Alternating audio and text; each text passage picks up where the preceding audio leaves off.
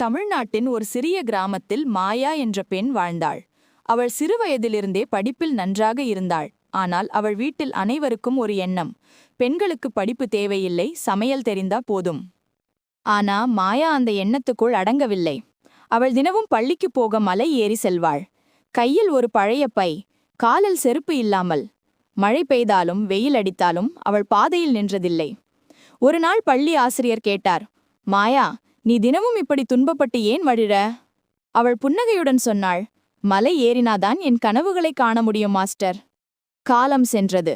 மாயா அரசு மருத்துவக் கல்லூரியில் சேர்ந்து அந்த கிராமத்தின் முதல் பெண் மருத்துவர் ஆனாள். அவள் மீண்டும் அதே மலை வழியாக காரில் வந்தாள். அந்த பாதையில் இன்னும் சில சிறுமிகள் பள்ளிக்கு சென்று கொண்டிருந்தார்கள். மாயா காரை நிறுத்தி அவர்களிடம் சொன்னாள்: இந்த மலை உங்களை தடுக்காது, உங்களை உயரத்துக்கு எடுத்துச் செல்லும்.